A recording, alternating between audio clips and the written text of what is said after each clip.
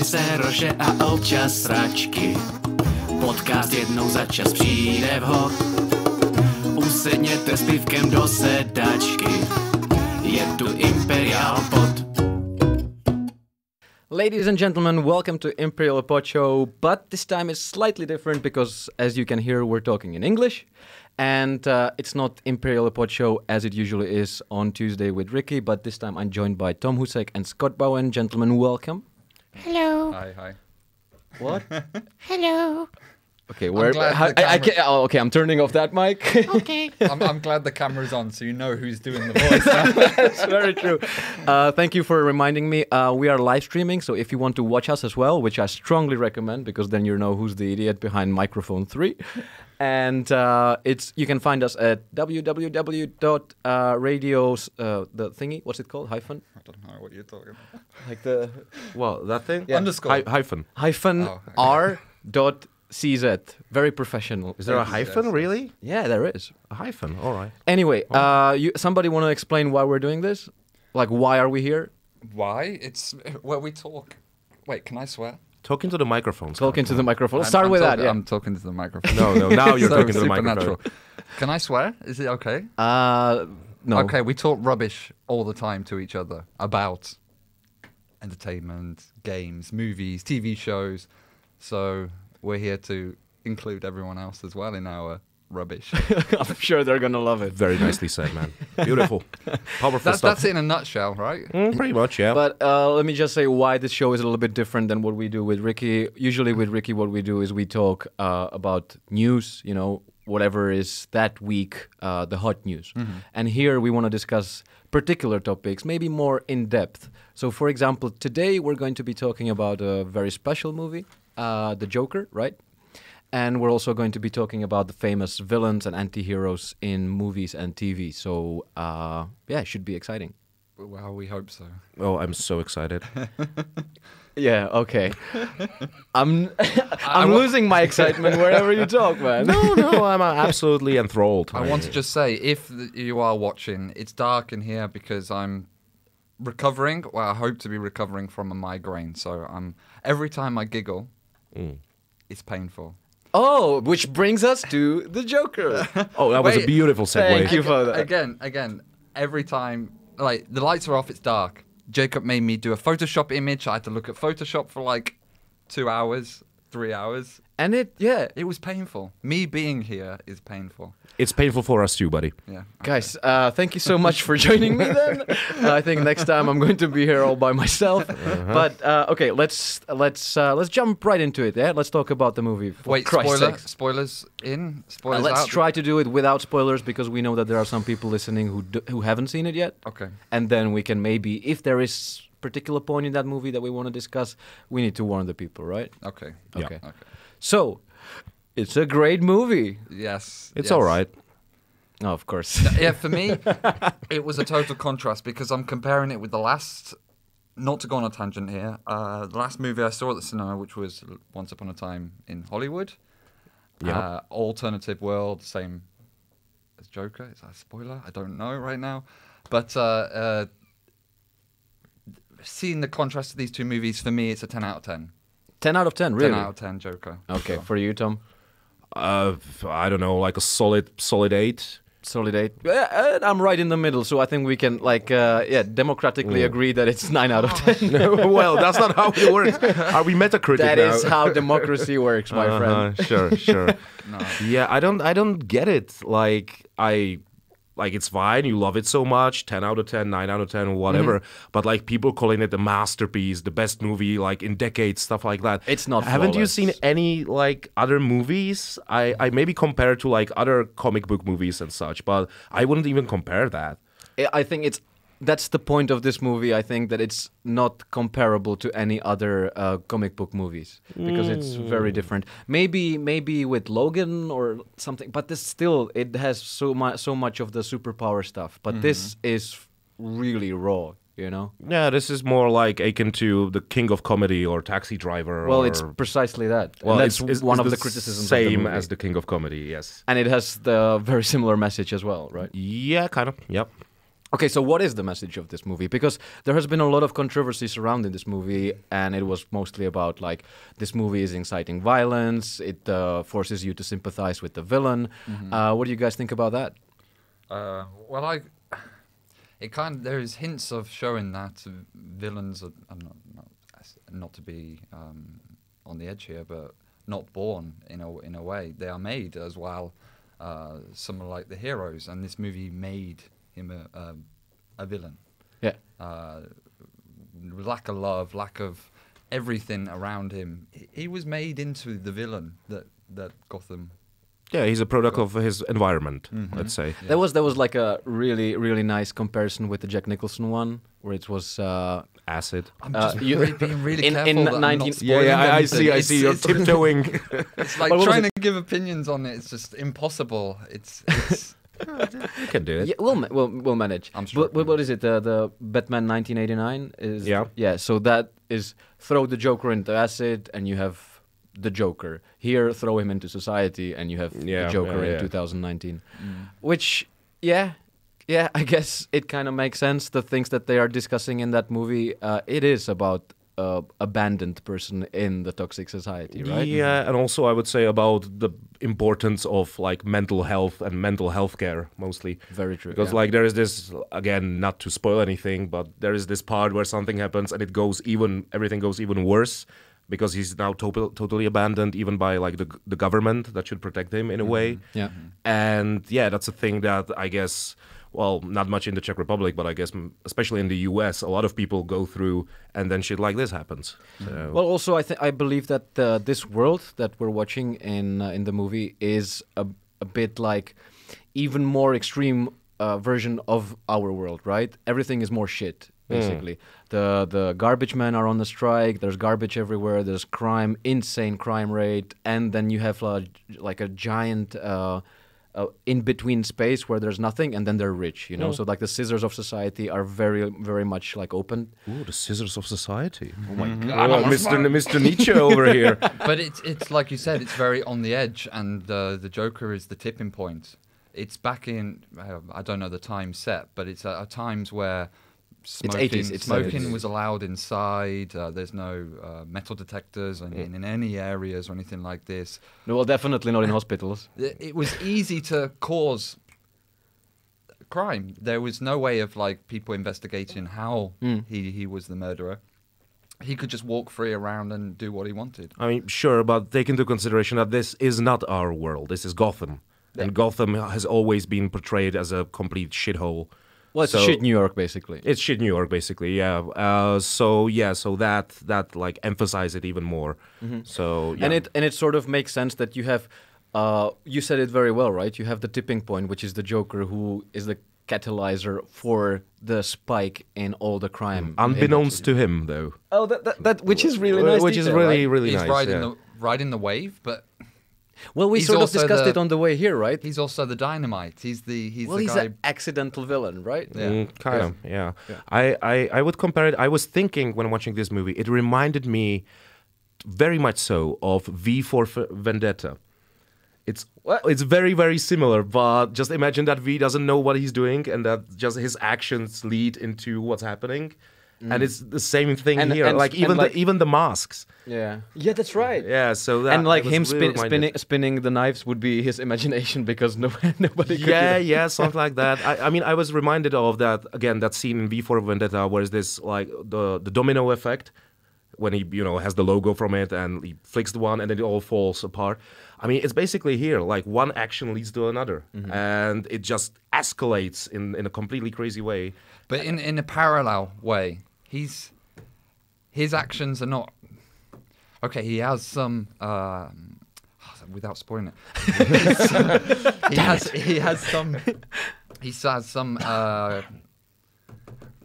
some areas where he can act upon the influence of the people, but at the same time, he's also parallel to the mayhem that's going on around him, and he's like dipping in and out of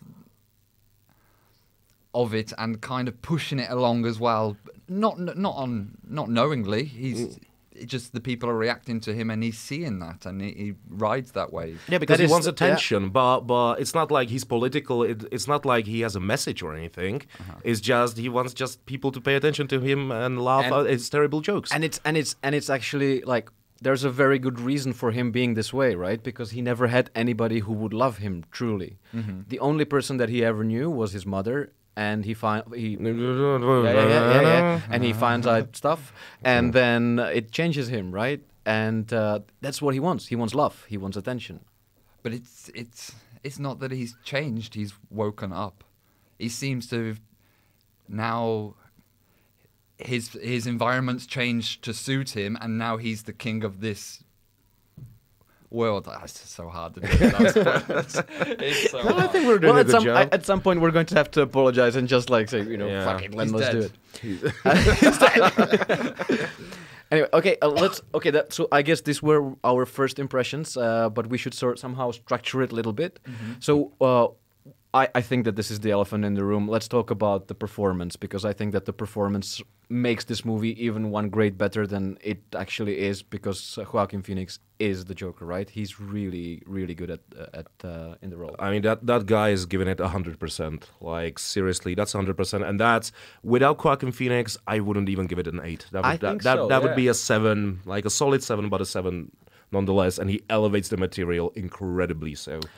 Did you know what other actors were approached to play this role? My favorite is what's his name? Franco. James Franco. Franco, yeah. Oh, God, no. Can you imagine, like the stoner guy? Oh, sure. or Seth Rogen. Not bad for me. Hey, talking to the microphone. Wait, sorry. God damn it. That's really good. I like that. I'm leaning into this one. I already Into pictured James him. Franco? Yes. No. Give him a go. And next time we're going to have Jonah Hill playing the Joker, man. I saw his laugh. Or Seth Rogen. I just said no, that. Yeah. Yeah. Oh, sorry. Yeah. I'm not listening to you. Yeah, Now we know. I've noticed. Nobody's listening to us. But Seth couldn't do the Joker. Yeah, so he would have to give him a different. But he has role the laugh. within the Yeah, movie. yeah. Why are we calling him fat? No.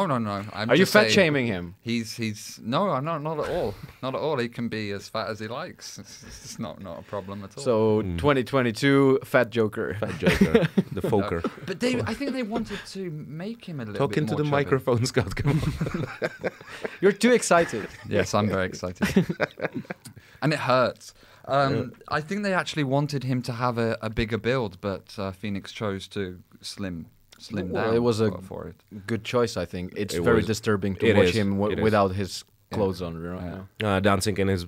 You can talk spectacular about that underwear. because that was in the trailer, right? Yeah, I was in the trailer, absolutely. Yeah. So that scene is creepy, very creepy. yeah. Well, every time he's without a shirt, it's really creepy. Mm-hmm.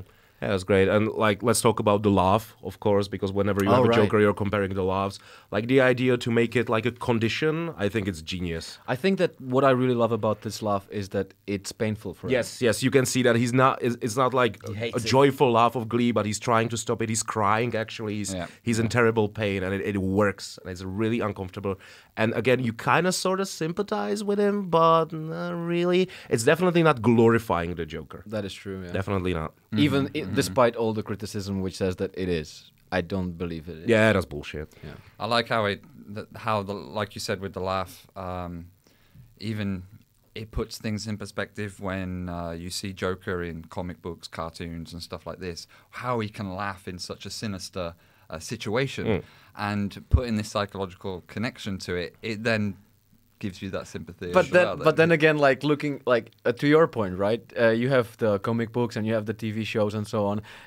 If you apply this this thing that Joaquin Phoenix did, and apply it to this thing, so he just maniacally laughs when he's nervous, right? No, there's genuine laughs as well. Every comic, there's perceptions of how you Yeah, perceive but it. correct me if I'm wrong, but I think this origin story was not based on any previously existing comics, no, right? It no, was- I don't think it was- the Laughing Man. It was based. Well, on it the was movie. sort of inspired by the Killing Joke, right? Yeah, but very Very slightly, very yeah. slight. That's only the way that he's an unsuccessful comedian. That is true. Yeah. Only thing. Well, really. and also like the theme of it only takes one bad day. Kind of, but Which- here it's not a bad day. Here's just a shit show. Here is like a bad month. Yeah. No, to add Well, a to bad it- lifetime, really. Bad life, okay. To add to it, I think they got the influence from the movie The Laughing Man.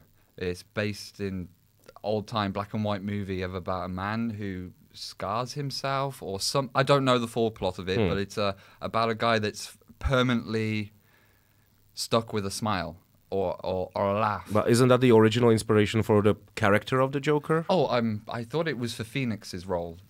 But I thought he I don't know. I don't know movies. Okay. But I think what we can agree on is that he did his homework because apparently he was, researching the mentally ill patient who suffer from this particular disease. No, it's not disease. It's Condition. mental condition. Yeah. Where you laugh whenever you're nervous or something, and it's it's shit. That is my analysis. Perfect. It's shit. I like it. It wasn't over the top. It wasn't forced. It seemed naturally, or at least he did it in a way that seemed natural. Yeah, you really Naturally weren't uncontrollable. You weren't laughing with him, like that's But- for sure. Going back Well, to his jokes were fucking terrible. It wasn't that bad. I've heard worse from you. Well, maybe I should put on a makeup. his performance, going back to his performance, I couldn't take my eyes off him. When I'm going on to watch a movie, Ooh. Sorry, highbrow comedy. when you go to watch a movie, you blur, you look at the background, blah blah blah. Every scene where he's in, you are focused on every detail. You're looking at his makeup, you're looking at his facial expressions, his reactions to certain things that happen. You don't take your eyes off him. He is. Well, and also it is like his movie to a point where he is literally in every scene. Yep. Yeah. There is not a scene without him. So Yeah, it's which just like a, which makes perfect sense, but then we would get into spoilers, so we're not going to discuss that just yet. just yet, yeah. At some point we should. We should. Yes. What today? Like that? Like this is happening in this session, right? Is it? Are we going to give more time? Okay, hey, let's still briefly discuss the rest of the movie, not just Joaquin Phoenix. Then we're going to play a couple of songs, and then we can actually dive deep into spoilers. What do you think? Dive deep. Right. Okay. Eyebrow. So thank you for that condescending right. Right. Yeah. Thank you for that, Thomas. All right. So, what else about this movie? Is there anything else to talk about apart from him and the story? The soundtrack is pretty good. The soundtrack is pretty good. Yeah. It's like this. Why is it the cello or something like that? It sounded like a cello, and it's just this oppressive melody that kicks in every time. Right. So that's the theme, and even like real world licensed songs, I think, are like used very well. So you could say that it's a bit on the nose, using That's Life and all that stuff, but somehow it works. It didn't bother me, and I really liked it. And also, I have to add, like, the soundtrack for me also works super well because, like, usually the rule with soundtracks in movies is if you don't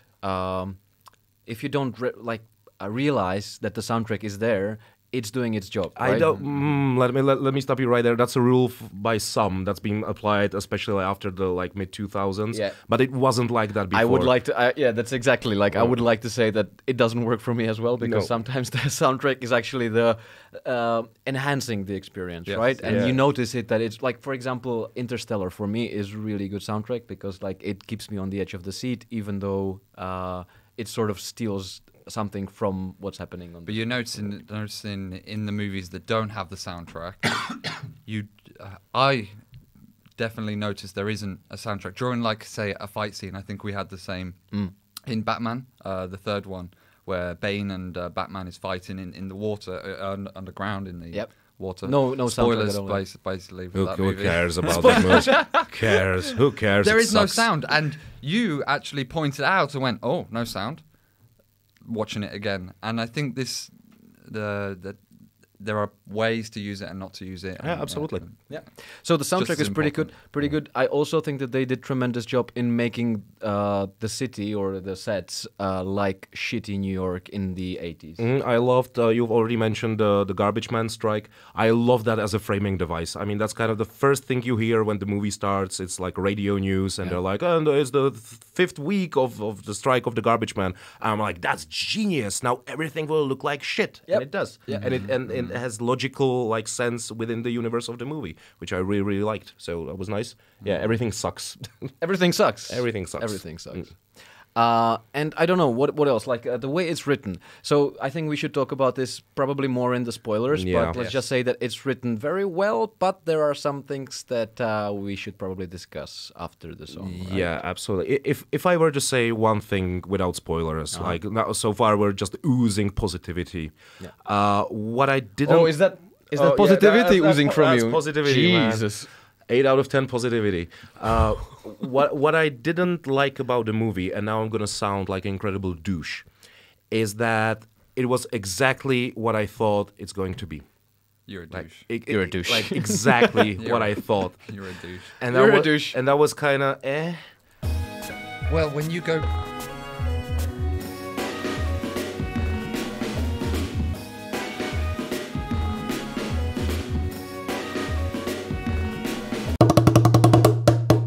Zajímají tě ty nejžavější novinky ze světa filmů, seriálů a her?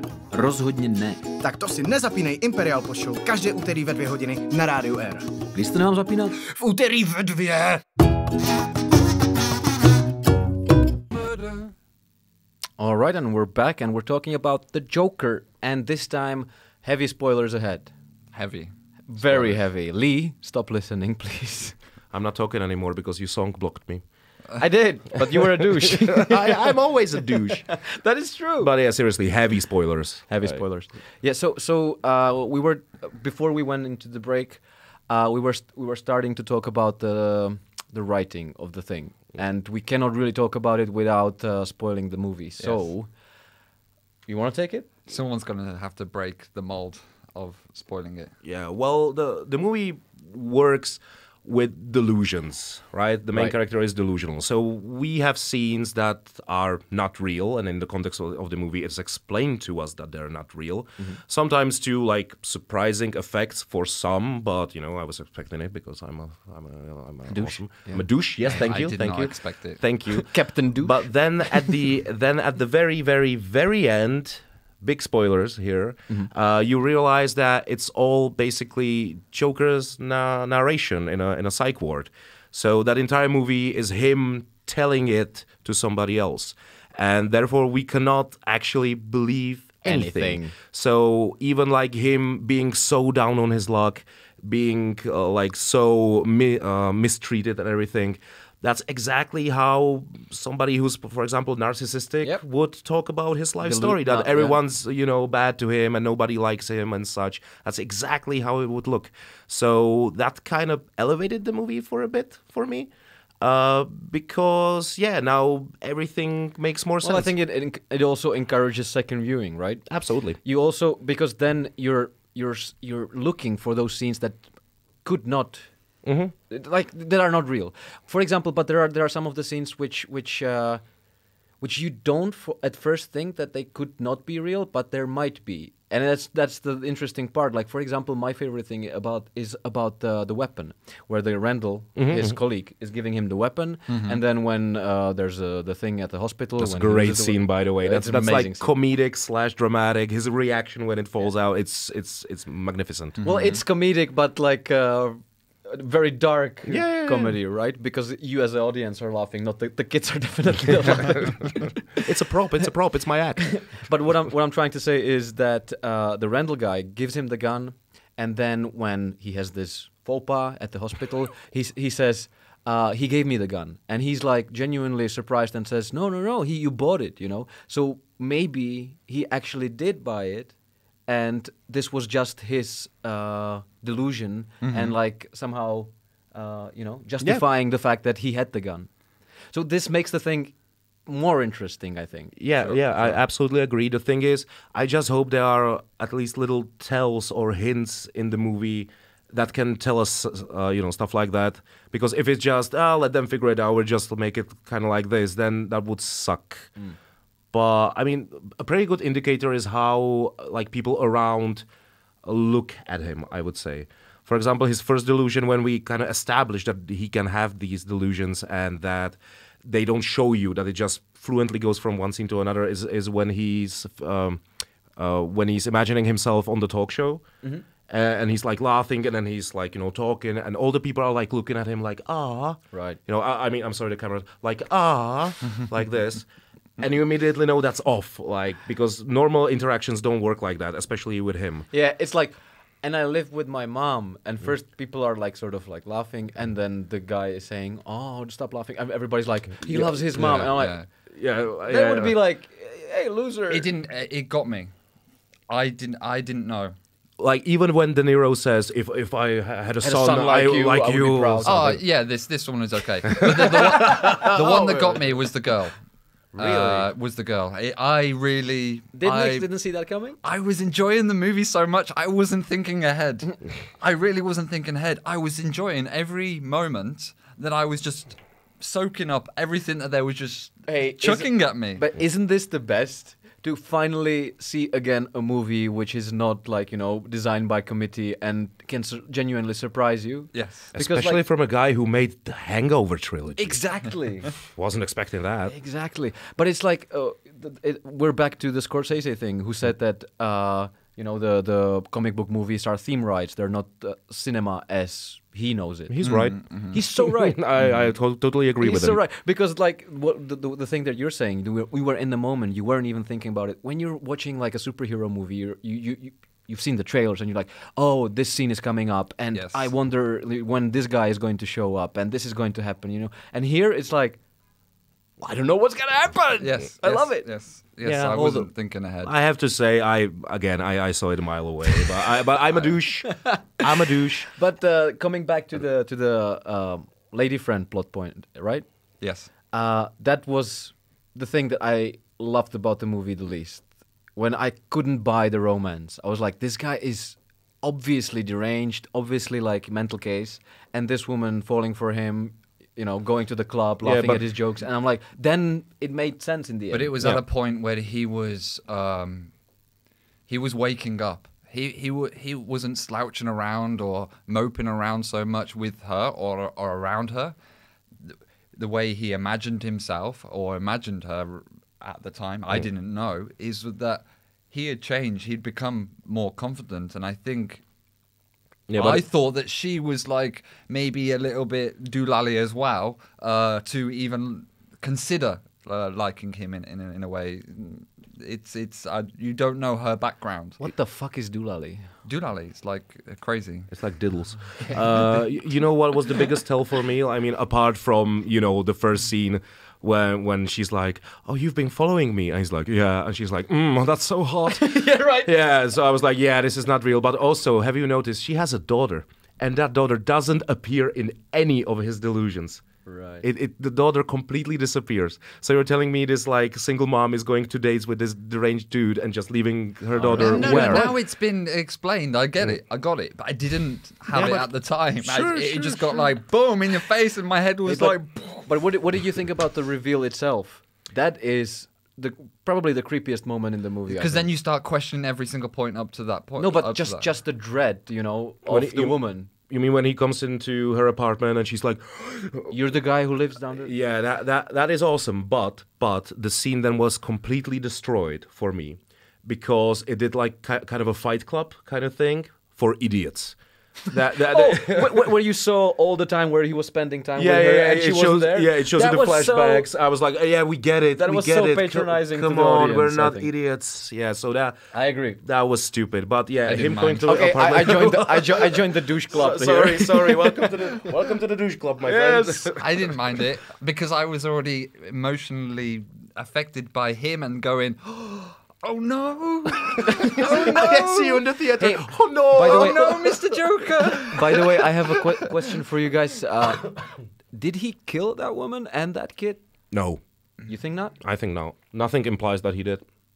Well, after the reveal, he's walking down the corridor and you hear the police siren in the background, which I probably not for this thing, but Police sirens are around Gotham all the time. that right? very good point. But it's just like, didn't you get the sense of it being implied? It didn't even occur to me. Okay, No. well, Maybe. good. That's good. I mean, that would make the movie. That would be a 9 out of 10. That kid? Yeah, Amazing. that kid's always a good thing Do in the blood movies. footsteps scene there, like as he's walking down the hallway. Oh, away, I think that would have been- all the people that were on board with the Joker would be like, oh, that's a bit Yeah, too much. that's no, a bit too much. It wouldn't have worked because the way that he spoke to the guy with dwarfism, he said, that you never caused any harm to me. She technically didn't cause any harm to him.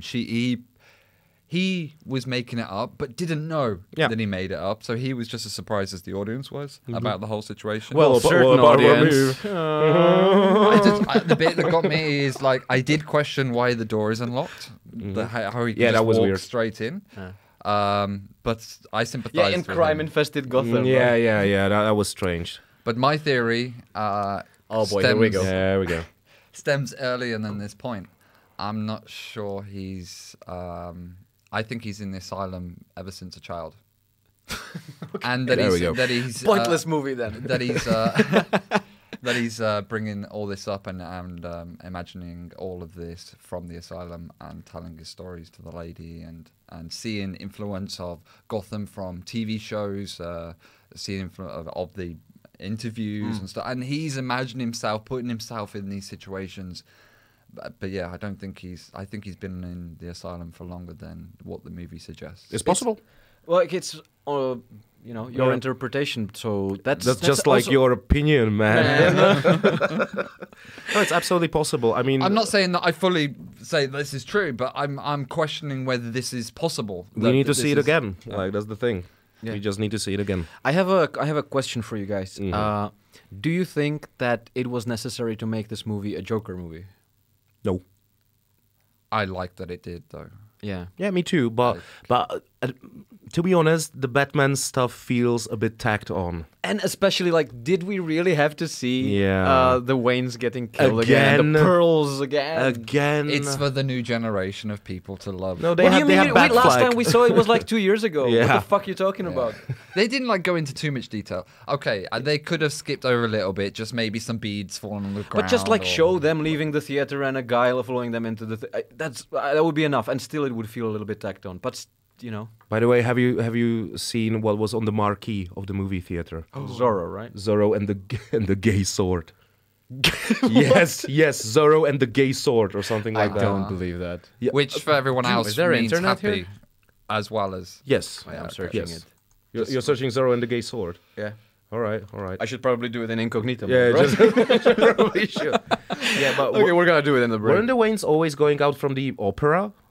No, in the comic books originally they're leaving Zorro. Really? Yes, But and opera- it makes sense because like he's also the persona of Batman is inspired by Zorro.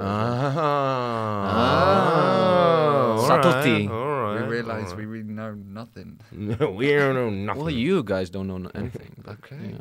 you know. I thought it was. I thought it was just generally a bat that he just dressed up as. But you know why he's dressing as Bat, right? Yeah, but he's not taking a sword out and. I mean, because he Oh, fell but down he the is well putting and his there bat was a symbol bat. everywhere. But That is true. well, yeah, he just. I won't use the sword. The criminals have guns. I'm just gonna beat them with my fist. Yeah, well, that's what he does. That's what he does. Do you think that it is possible to have another movie, like a Batman movie, set in this universe? Yes. Nah, no. Yes. I think they're going to try. If you were to do it that way, like you mean like this Joker versus the next Batman, Yeah. you're thinking, okay, so the next Batman is gonna be Mr. Pattinson Yeah. of Twilight fame, and you could do it if you focus on the world's greatest detective aspect of Batman. If you skip the superhero bullshit, the power armor, yeah. Bat Affleck nonsense, Don't do any the action scenes. Superman in this movie. Yeah, nothing like that. Make him really the world's greatest detective. Make him do detective shit, and then maybe it could work. But with like full-on power armor Batman, like punching Joaquin Phoenix in the But face. I think it would be like, No. Why I are you don't think punching- you can use this Joker. Phoenix's because Joker. people would be like, why the hell are you punching this mental patient? You know, Yeah. he's Yeah. obviously sick. I mean, that's what Batman does, though. He punches mental patients. That's what he does. Did we just deconstruct Batman? He really hates insane people.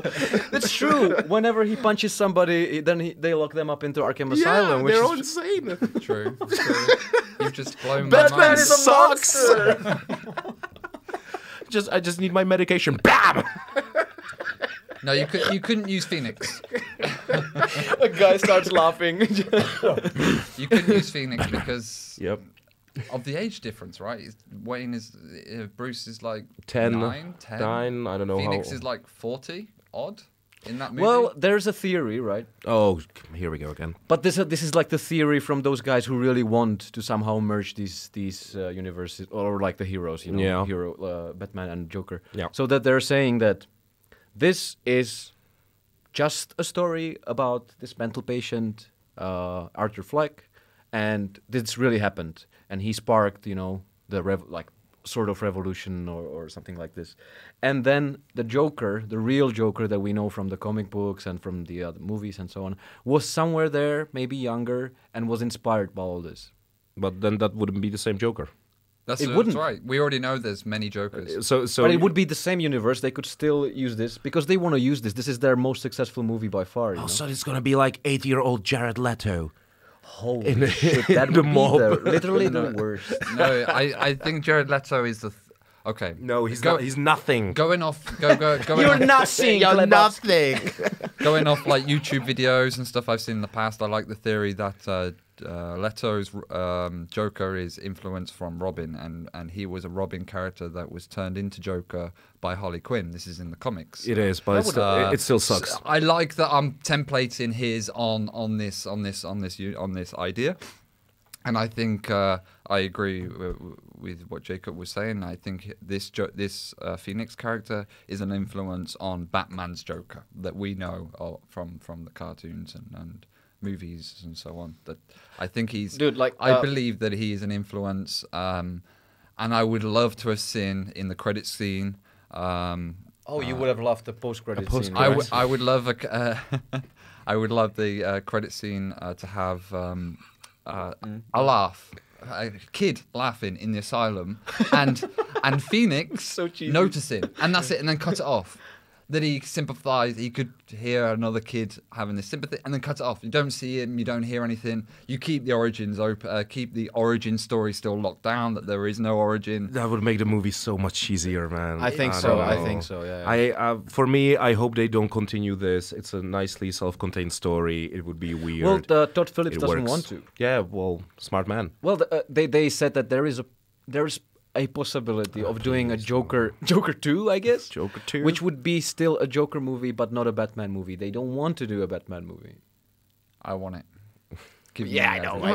I sort of kind of wanted to as well. Guys, I just don't- keep making movies. Yeah, it's make- fine. But I want Zack Snyder on and I make want it, and I don't really care if it's good or if they destroy it. We just have something to talk about. You know? Oh, that's all right. Look, I'm looking forward to the new Star Wars movie, but from a very different reasons. I'm looking forward to it sucking, and then we can talk about it. You want to rip into it. Oh, you're gonna make me watch it so I can go here and talk about it? Of course. Bonus. I did like the fact that in this movie I was looking out for Easter eggs, and there's none. Like, There are. I mean, there is no references to characters, apart from the Waynes and stuff like this. But there's no like, oh, that's so and so. Oh, that's whatever. But they're subtle, and this is good.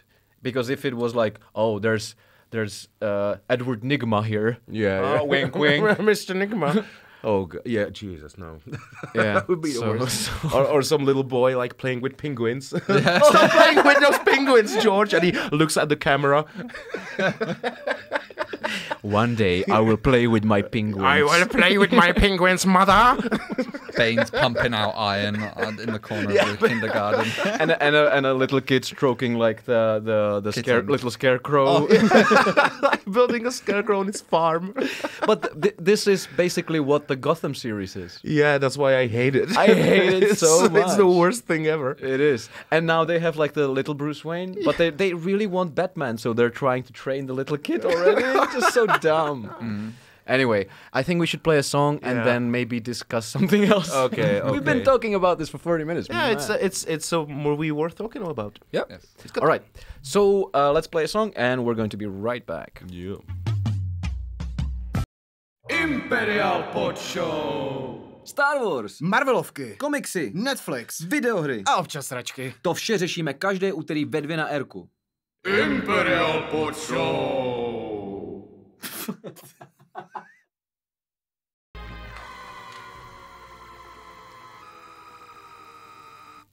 All right, and welcome back to Imperial Pod.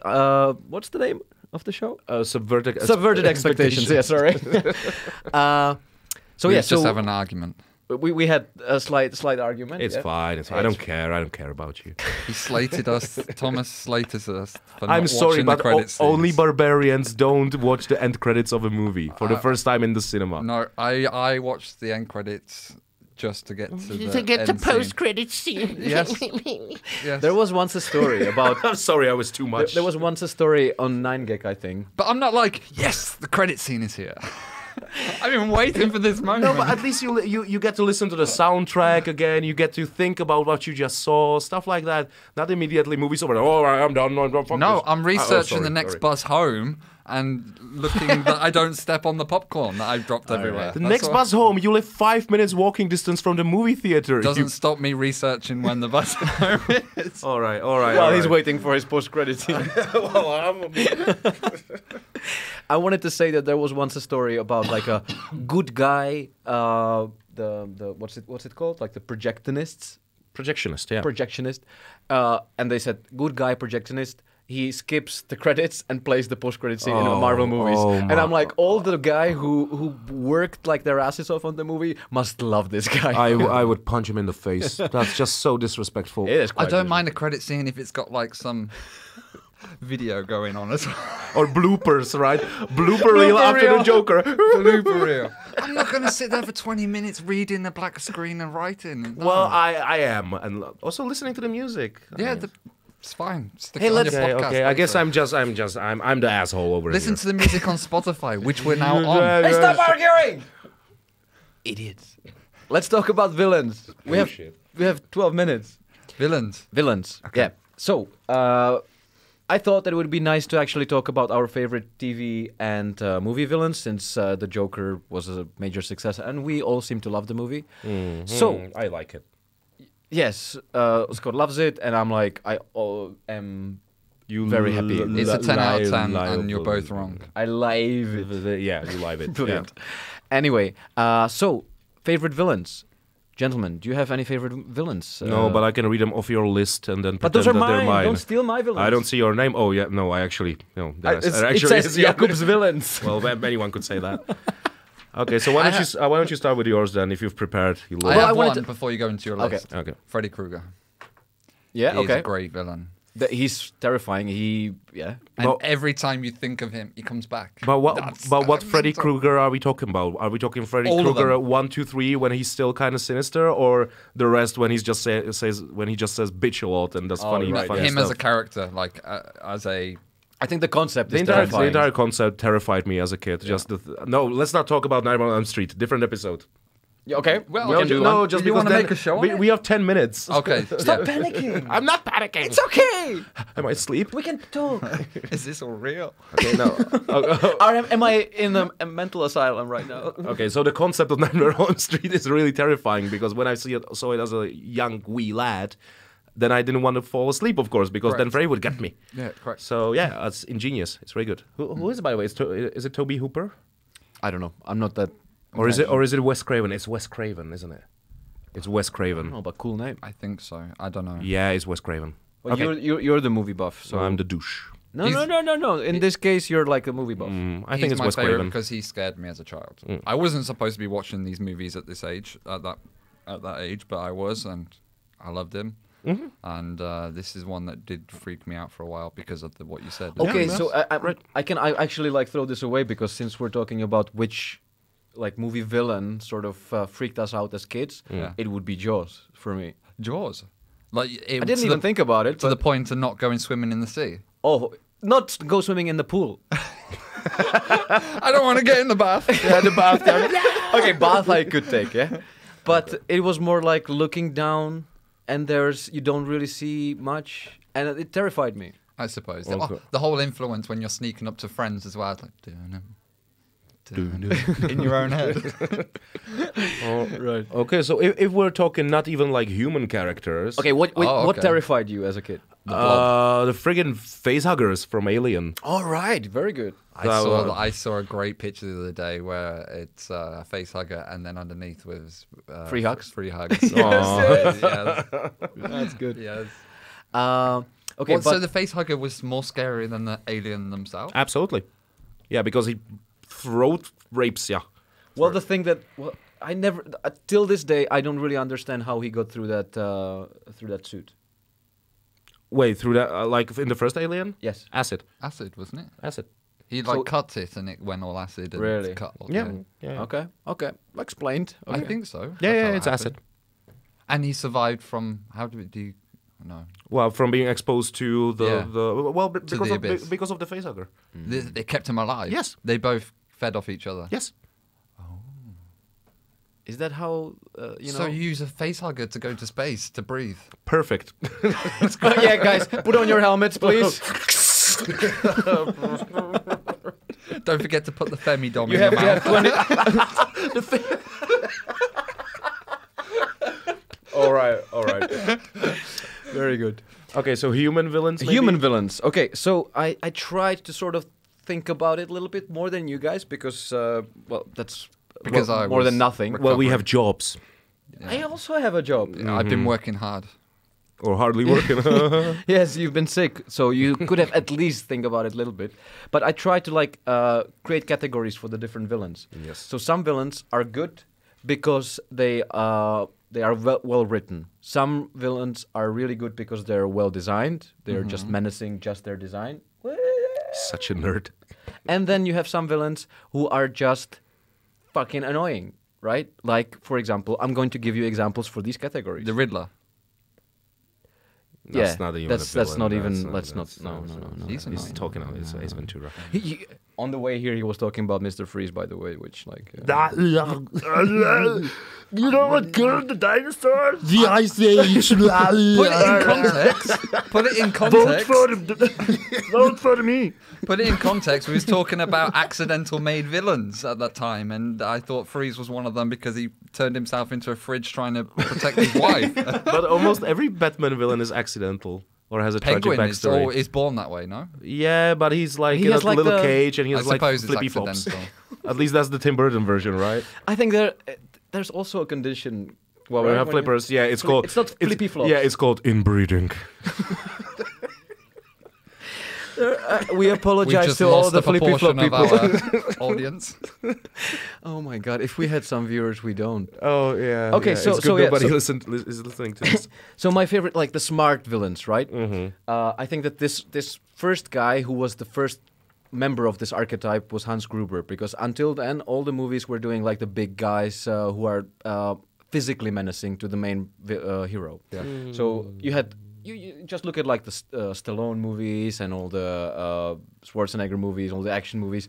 There was always like a big guy, but then you had an action movie like Die Hard. Oh, we're talking action movies. Well, Oh, right then now- okay. Right now I'm specifically Yeah, talking yeah, about then, action then movies. yeah. And for the first time, we had villain who is superior in intellect, not his physical and brute strength, which I think works really well, especially in Alan Rickman. Really cool portrayal of that character. And also the accent. The accent sells it. How. Very nice. I can do a pretty good Gruber. Well, my favorite part in that movie is when John McClane finds him on the roof, and then he immediately starts thinking, and he transforms himself into a hostage and just like, into a cowardly. Yeah. oh god. Oh no. Ronald Weasley. So this is, I would say that this is one of the examples of a very smart villain.